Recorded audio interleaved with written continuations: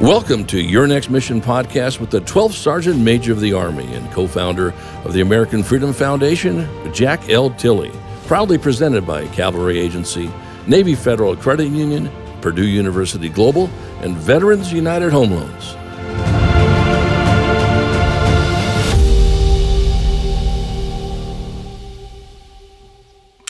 Good day out there, veterans and families, and welcome to Season 2 of Your Next Mission podcast, a program initiative of the American Freedom Foundation.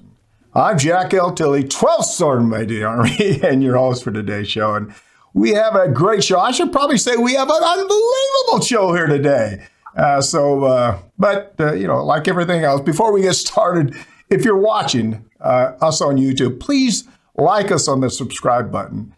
And this is unbelievable. For the next 20 subscribers, we have a special gift. We have a Your Next Mission t-shirt. I don't even have one of those. So please give me a comment so we can get in touch with you. You just can't say like and not give me a comment. We need to get in touch with you so we can give you that t-shirt. We're going to focus on education, especially how it relates to transition from the military to civilian life. But now, before we get started, I want to thank our presenting sponsors.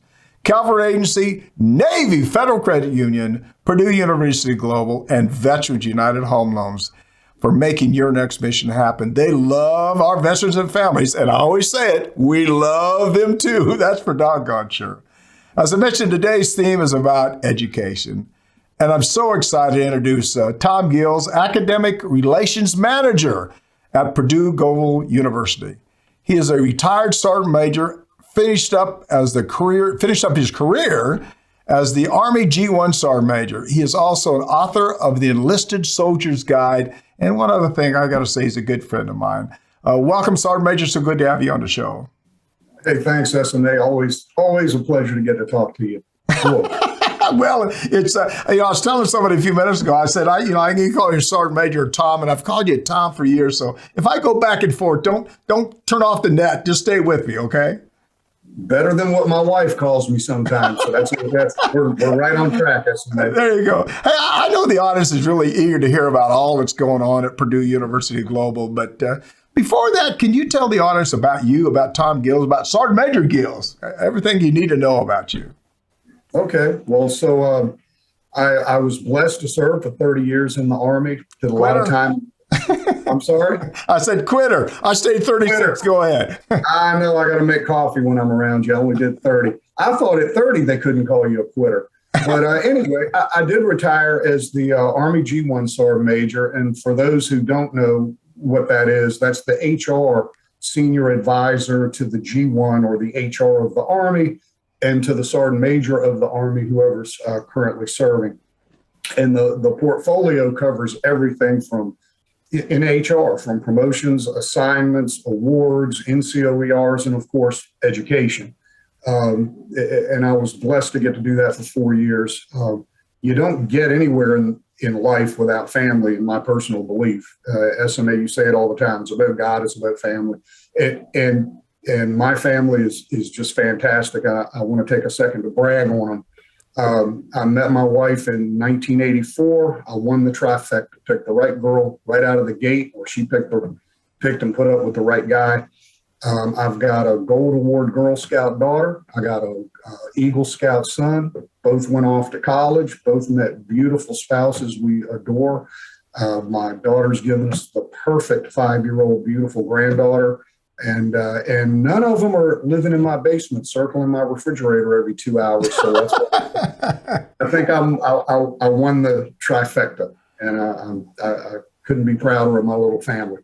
Well, you're really right. Family is so important, and getting your family together, and you certainly married up. I know that for sure. So you've been blessed, and you have a wonderful family, and I know you did a lot of stuff with them. And I just before we get started, I thank you for your friendship and what you always do to help our veterans and families.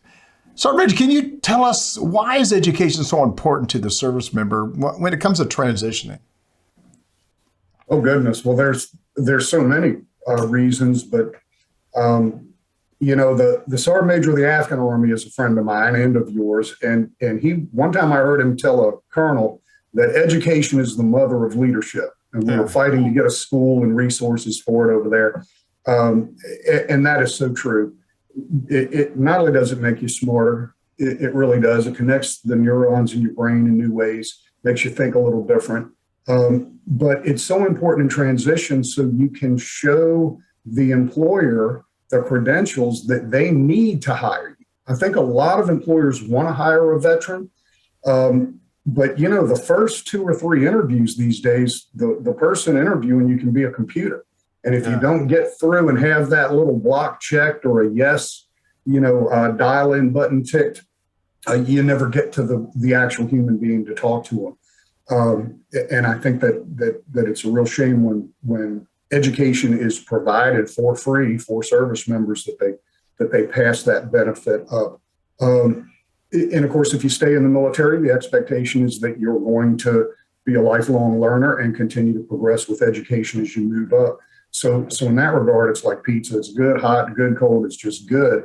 And then on the other hand, I think it's so important that the military takes care of service members very well. When you look at the housing, the basic allowance for subsistence for food, the medical benefits, the tax break, which that's a big part when you transition. You don't know just how much you've avoided.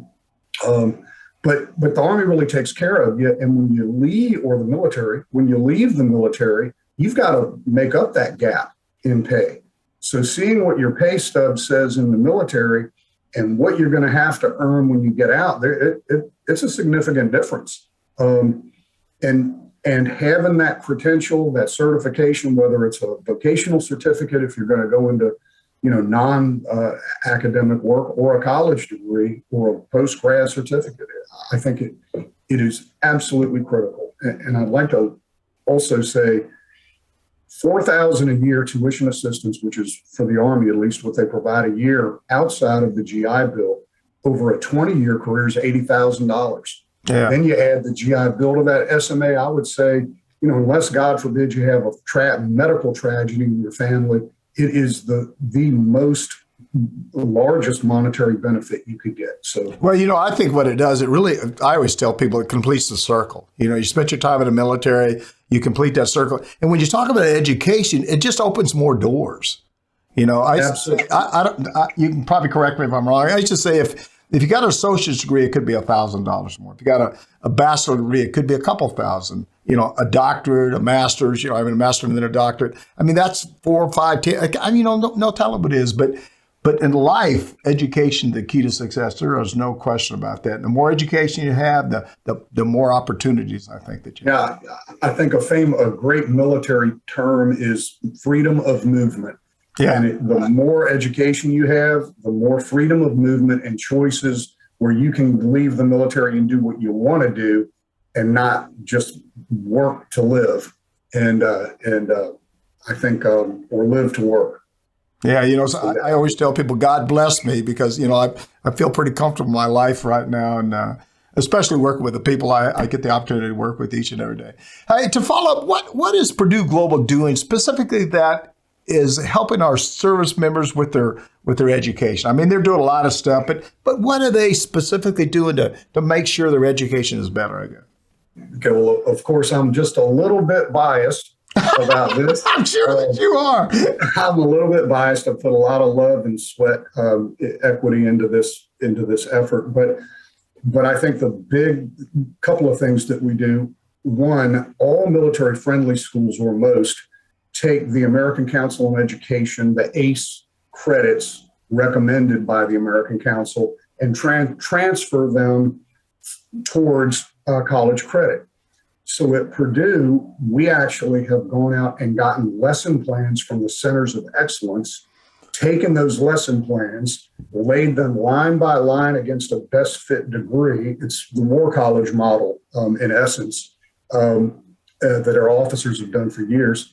And when you do that, you can tease out often a lot more credit. Additionally, what I think we've done super special, back around 2017, 2018, the Training Doctrine Command Sergeant Major, at the time, him, Dave Davenport, he challenged all the military-friendly schools to create a degree where any soldier could get an associate's in their first term of enlistment. And he said, it's great we're working on masters for the Sergeant Major Academy, but that's 1% of the Army. Let's look at the wide end of the funnel and create success at the start. Early success breeds more success. So Purdue was the only one, Purdue Global. We took that on, and we created a degree specifically for the Army, and we've now expanded it across the other services in a small group management, an associates in small group management. This focuses on critical thinking, goal setting, risk management, conflict negotiation, and then we took it out to industry. And they said, hey, this is exactly what we'd like for our floor managers, shift leaders to have capability in. And so it works within the military and without, and it's stackable. But what's great is the way we designed it. A buck sergeant, an E5, with that level of military schooling can take as few as 5 of 18 classes associates is done. And this alludes to something I remember you saying probably 4 or 5 years ago, SMA, that to tell a platoon sergeant that they need to take principles of management's an insult. They could probably teach the darn thing. They've been managing people, money, time, equipment, and risk dollars for years. So this kind of scratches at that itch. Then we stacked it into a Bachelor of Science in Professional Studies, and we've now opened a new bachelor's that it stacks into in organizational management.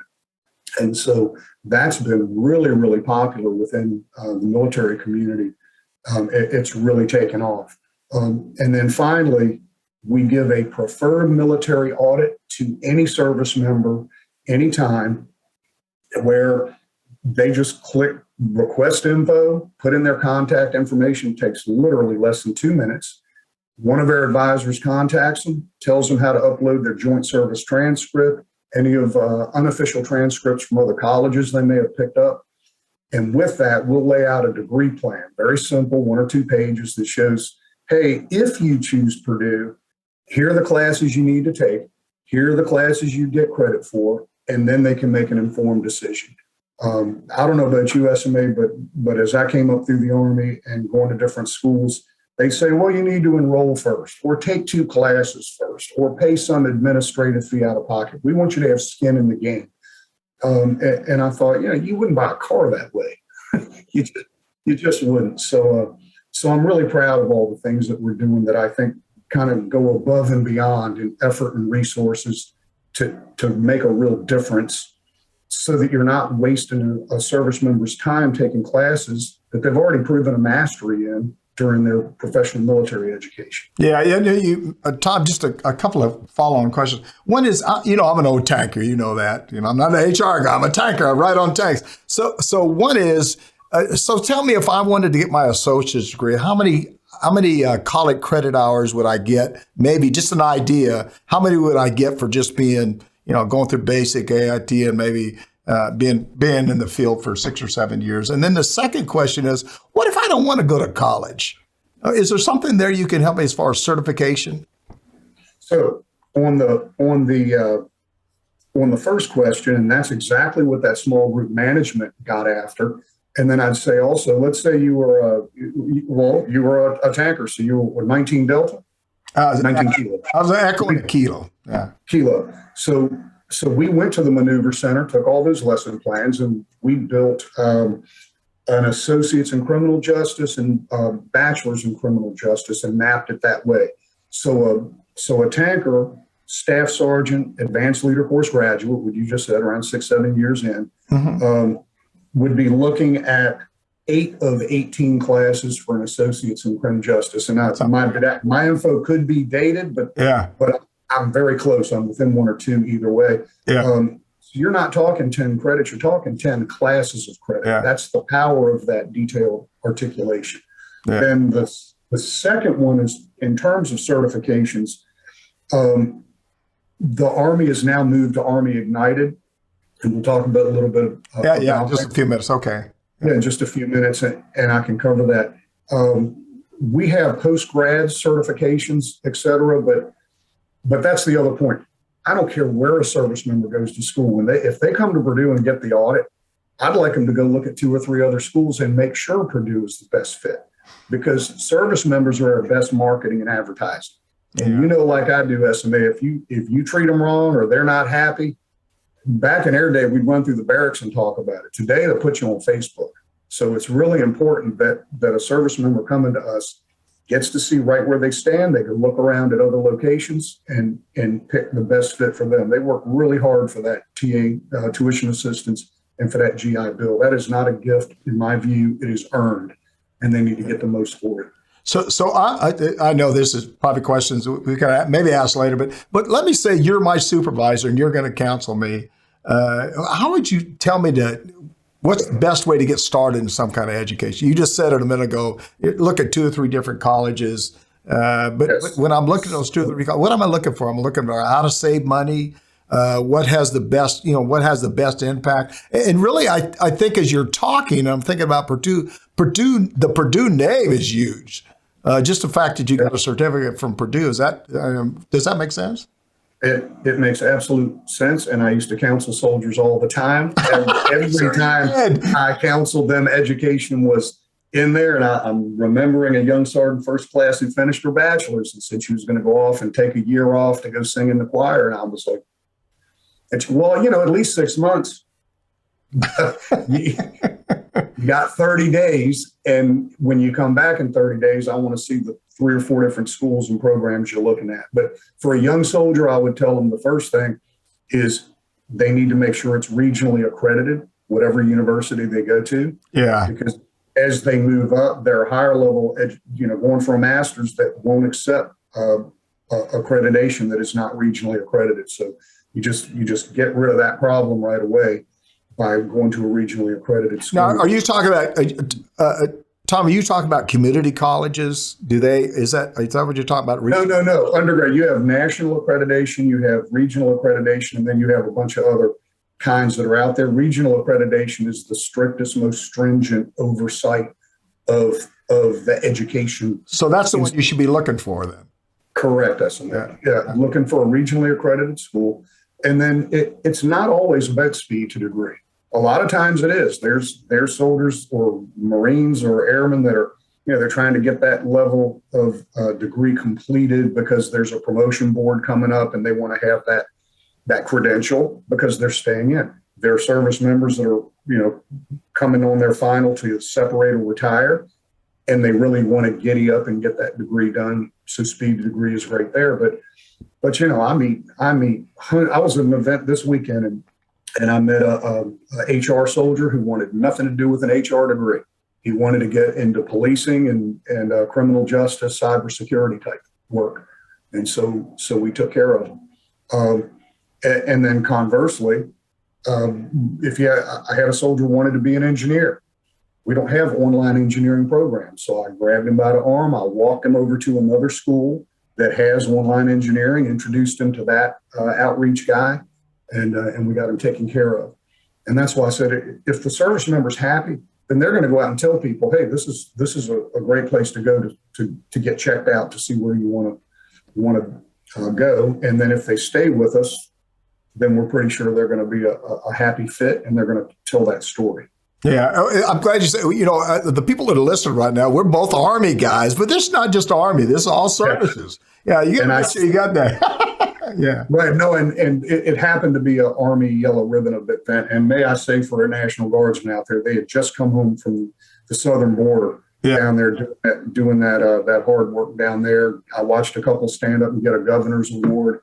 They're just a bunch of great young Americans. It fires me up every time I get to be around them. So I get fired up every time I get around anybody that's a veteran. There's no question about that. We're talking with Sergeant Major retired Tom Gills, Academic Relations Manager at Purdue University Global, and you're listening to Your Next Mission podcast with me, your host, Jack L. Tilley, 12th Sergeant Major of the Army. I always love saying that because I love being in the Army.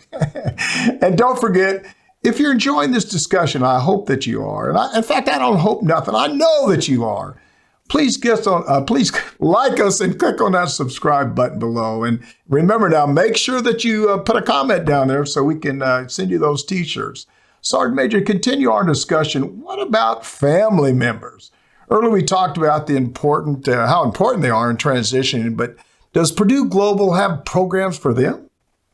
Oh, absolutely, SMA. So in general, we have over 185 degree programs, but we recently opened a program called Operation Homefront, and I'm really excited about this. And actually, I talked to a couple of spouses this weekend at the event I attended. The Operation Homefront is a program where any spouse of a serving service member, active duty, guard, or reserve from any of the services can get the same tuition assistance reduction that a service member receives, which is currently 55% tuition reduction, which is gigantic. So when you think about the transferability of the GI Bill and how much expense is being used, if we can help that spouse out like that, then that's leaving money for the children later on. And so I just think it's a great way to show our respect for the sacrifice. I always say, I served, my wife sacrificed. Showing our love and appreciation and respect for their sacrifice by, a real tangible monetary way, I think is fantastic. So I'm very excited. You just hit on that. I mean, we served, they sacrificed. I remember when I got out of the service, I told my wife, I'll do anything you want. I'll get you anything I can for the rest of my life, because you sacrificed so much for me to really have fun for a lot of times, for 36 plus years, I guess. But I enjoyed it. And I'm going to say, for the people that are listening, thank you, Sergeant Major Gills or Tom, for what you've done and what you continue to do for our veterans and families. And really what Purdue is doing, they're really stepping up to the plate, and they're doing all they can to help our family members and our veterans. And again, I want to make this a point now. It's not just Army, it's all services. It's about our veteran community that need assistance, and that degree means a great deal. And it's about helping your family. Let's take a quick break. We'll be right back, and you're watching Your Next Mission. You're watching Your Next Mission, proudly presented by the Cavalry Agency. They help brands dominate no matter their size. Ideas, strategy, action. This is Cavalry. Learn more at cavalry.com. Navy Federal Credit Union, the most trusted credit union owned by members of the military community, serving all branches of the armed forces and their families. Their members are the mission. Learn more at navyfederal.org. Purdue Global, providing affordable online education for hardworking adults. Learn more about a personalized, innovative, and world-class education at purdueglobal.edu. Veterans United Home Loans, the #1 VA lender for 5 straight years. If you're buying, they're funding your dreams. Learn more at veteransunited.com. Now back to your host, the 12th Sergeant Major of the Army, Jack L. Tilley.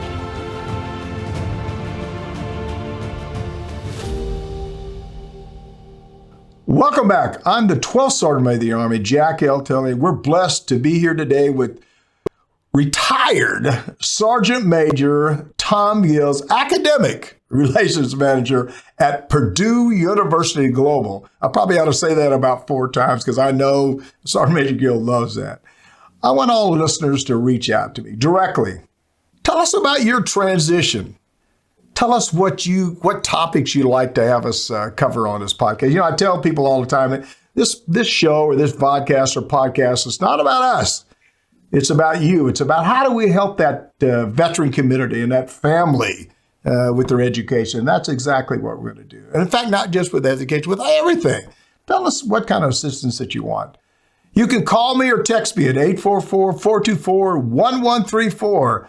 And this may surprise you. I'll actually reach back out to you.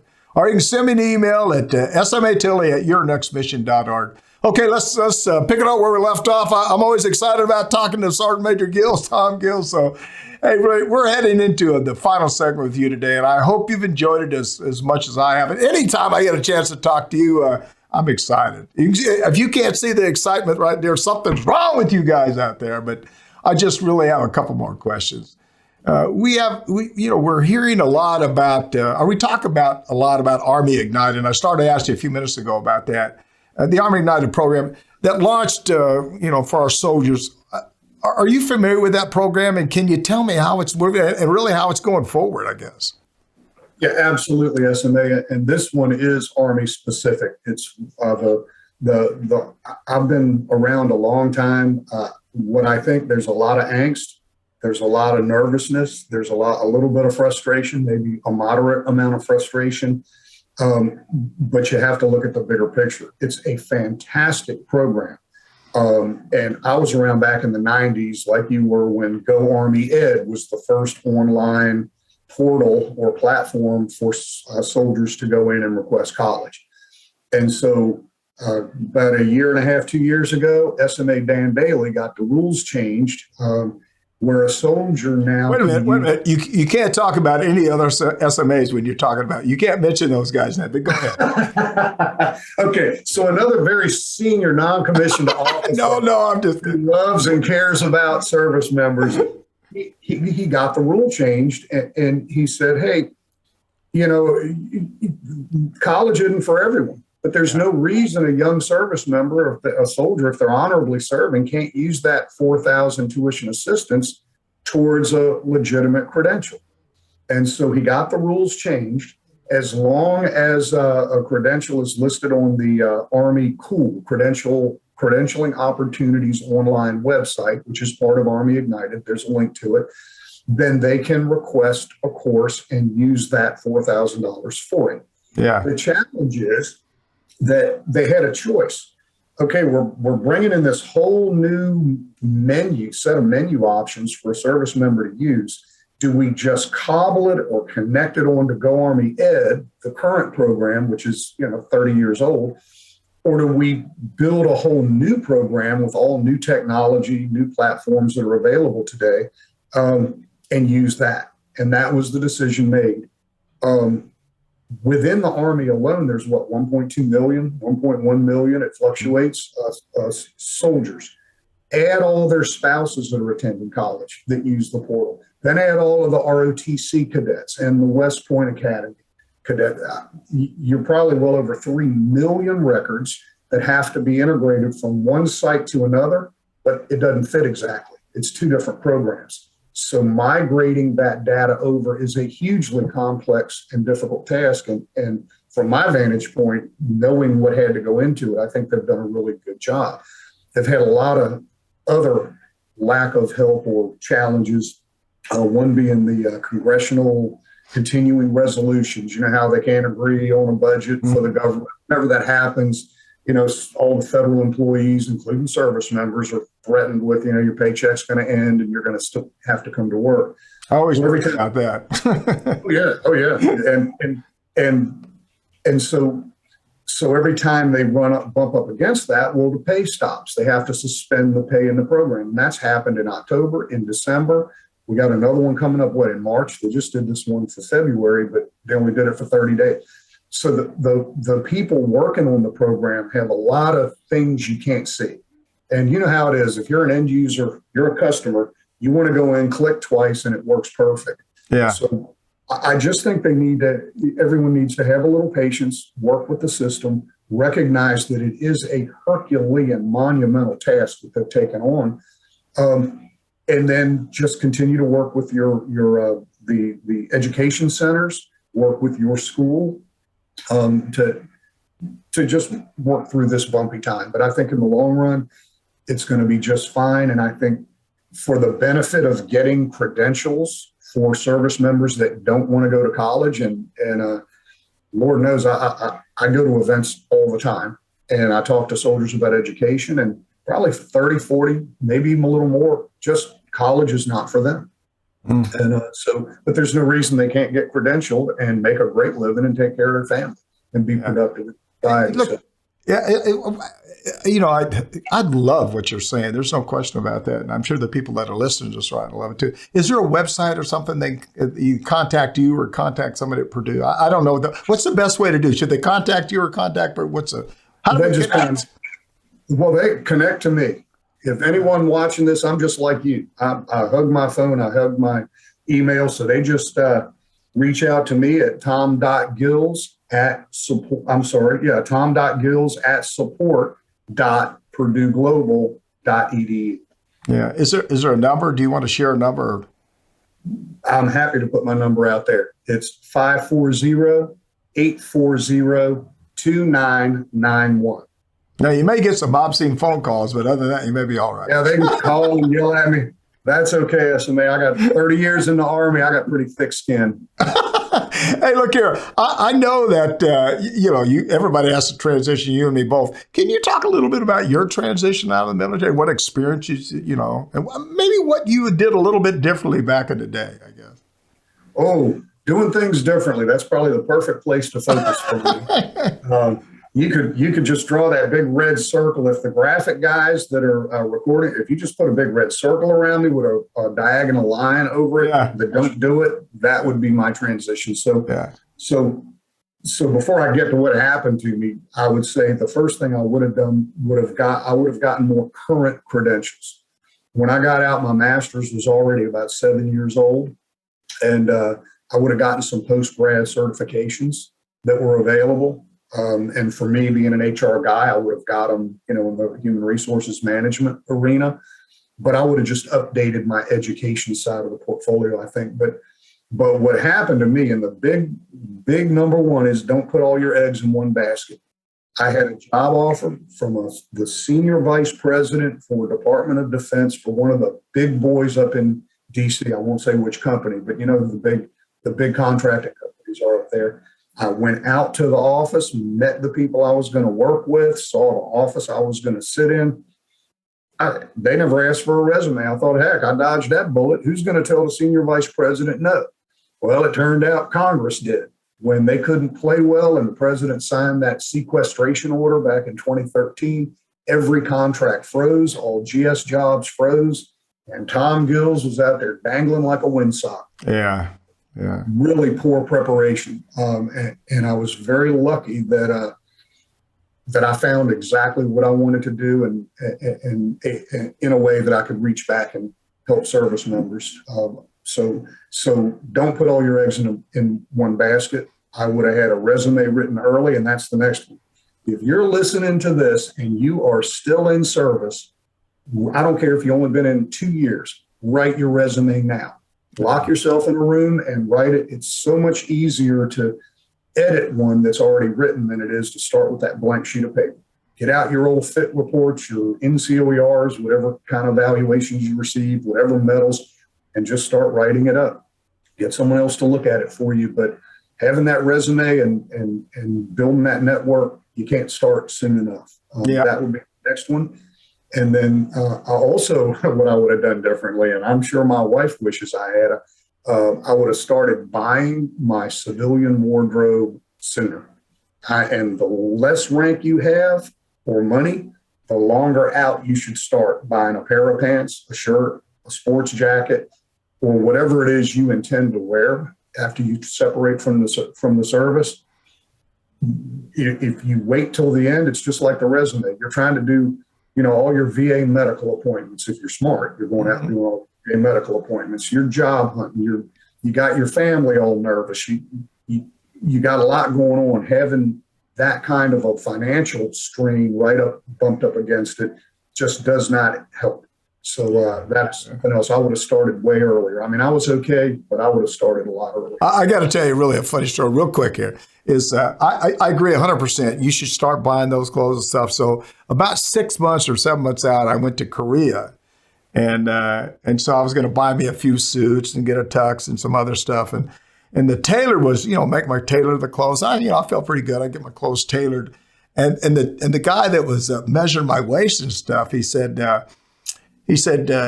he looked at me and he's measuring my waist. He says, Sergeant Major, he says, are you going to retire? And I said, yes, I am. He said, I add an inch.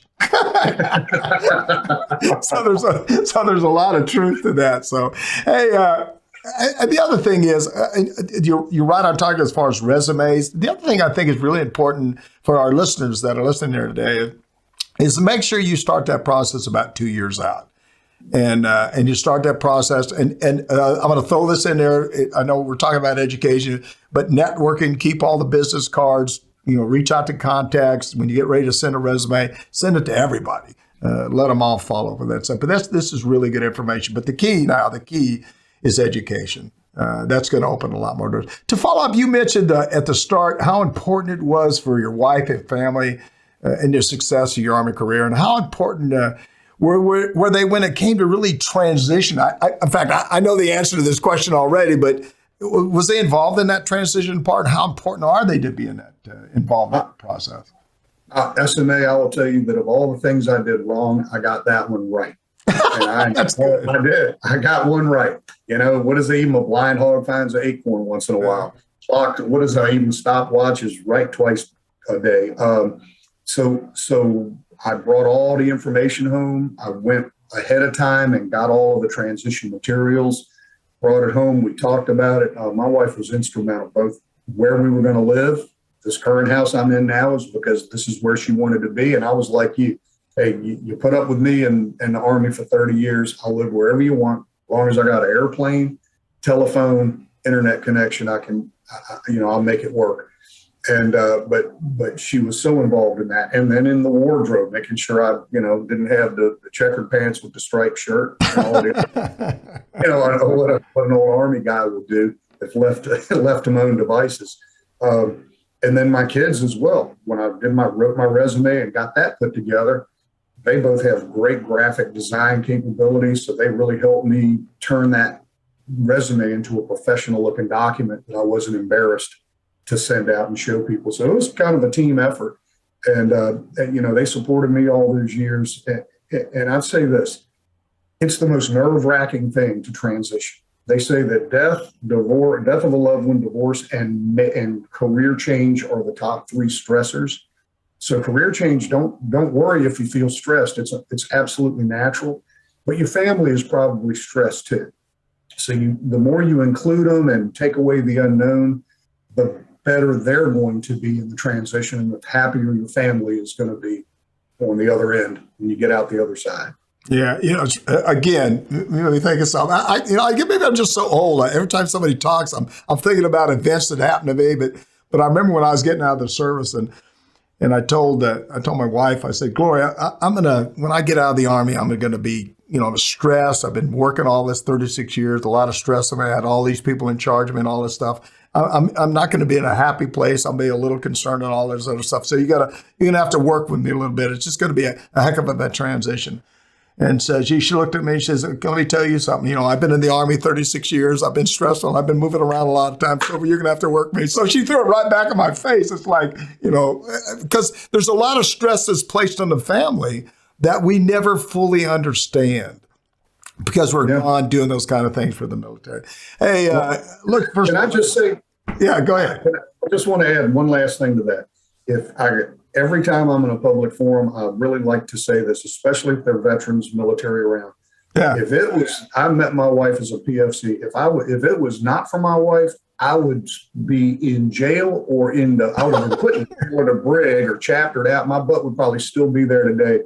Yeah. So for all the spouses of veterans here, just tell them today how much you appreciate them, your spouse, because they really do suffer a lot. And I think we don't give them the credit as often as we should. Yeah, I tell people all the time, there's a lot of people that have changed my life. Certainly God changed all of our lives. The military changed my life. And my wife, my spouse, a change and affect my life a great deal. And if it wasn't for her, any successes I think I would have, I probably would have never been.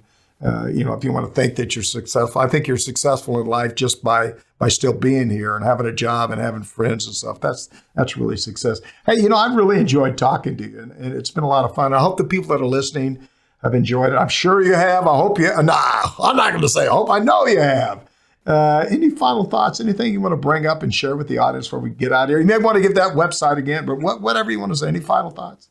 I'm going to give, I got one final thought, and then I'll give that website. And that is a great general that I had the honor to work with. He retired before I did. I ran into him and I asked him how retirement was and the transition. And he says, Tom, I read a lot of books while I was out there for a year. They don't want generals coming back messing with the military for that first year. And he said, I think I boiled it down to the three most important things: location, salary, self-satisfaction. He said, we all want all three. Most of us are lucky to get one or two. And he said, if you can just put those in priority, if you got aging parents and you have to live in Poughkeepsie to take care of them, no matter what you do or how much money you make, well, then that's your number one. But when you have them prioritized like that, SMA, then you remove so many things that are floating at you. Because when you transition all these opportunities and websites and whatnot, you can kind of pare it down. So it's really knowing what you want to do. And is it money, is it location, or self-satisfaction? Once you figure that out, I think the rest of it just, it'll flow pretty naturally. But again, the website is militarytg.purdueglobal.edu. militarytg.purdueglobal.edu. And if you look up at the right top corner, hit request info, you can get that evaluation. And we do that for veterans as well, not just those still serving. So, what about your website, your email too? Did you want to put that out again? Oh, yeah. It's tom.gills@support.purdueglobal.edu. And I gave you my phone number. I'll say it again. If you can't remember my email, call me and I'll tell you on the phone slowly. My phone number is 540-840-2991. And then finally, SMA, it's just a real honor to get to be with you on this forum. I love watching the podcast, and I never thought I was going to be on this side of the screen. So what a great day.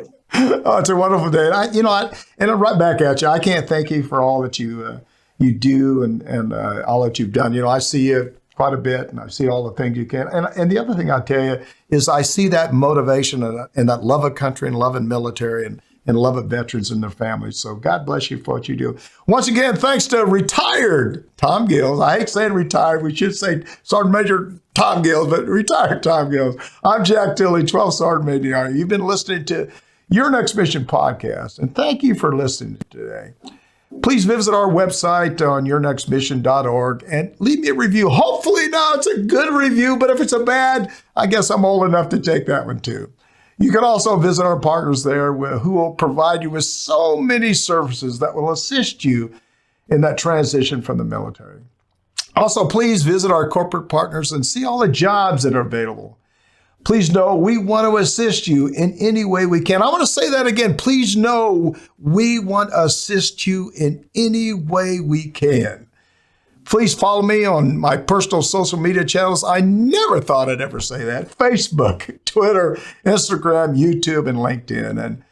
And I enjoyed this discussion with Sergeant Major Gills. Please like us and click on the subscribe button below. I say that all the time because I want to build it's a family. We're in the military. We have a family, and I want everybody to pull together. It's about life. It's about our military. It's about veterans. It's about our family, but we got to pull together and help each other out. As I said, we have a special Your Next Mission t-shirt for the next 20 subscribers. I think what I'm going to do is subscribe again so I get one of those t-shirts. I don't have one yet, but you got to leave us a comment. If you don't do that, I don't know how to get hold of you. So don't forget, we want to hear from you. Please leave me a message or send me a text at 844-424-1134 or send me an email at smatilley@yournextmission.org. Thanks again to Sergeant Major Retired Tom Gills for being with us today. It was certainly a pleasure. It was great having you on the podcast. No question about that. I want to leave you guys or leave everybody, all of the veterans that are listening, with three things to remember. We're dedicating season 2 of Your Next Mission to all those veterans and family members who struggle with mental illness, which so often has led to someone taking their own life. Please search out someone you haven't spoken to, maybe in a long time, a veteran you just haven't talked to in a long time, and check on them, see how they're doing. A lot of times some of our fellow veterans and our family members struggle, and they need a little bit of assistance. So reach out to them, see how they're doing, check on them. In fact, I get on a call, not every Sunday, but I get on a call, they call it a buddy check. And they get probably 20 senior non-commissioned officers or soldiers on there to check on each other and just see how they're doing. And so check on one of your friends. Second, I'm proud to serve. I'm sure that if you're listening to this podcast, you're proud to serve, whatever service you served in, Army, Navy, Marine Corps, Coast Guard, Space Force, Navy, whatever. I'd like for each Friday show your colors. I'm wearing my hat right now. So each Friday, wear your hat and show people how proud you are of serving this great country. And if you really want to, if you're really pumped up about wearing that hat, send me a picture. Send me a picture. I'll put it on my social media channels. And then lastly, I want to encourage everyone who's listening, reach out to your neighbor. You know, I say that because there's a lot of people struggle in this country, but reach out to your neighbor. Offer a smile or a helping hand. Together, let's bridge that divide that really has affected so many of us. Again, thanks for listening, and thanks to Cloudcast Media and all, of course, our 4 presenting sponsors, Cavalry Agency, Navy Federal Credit Union, Purdue University Global, and Veterans United Home Loans. We appreciate all you do for our military. See you on the high ground. Hooah! You've been listening to Your Next Mission, brought to you by the American Freedom Foundation. Learn more by visiting yournextmission.org.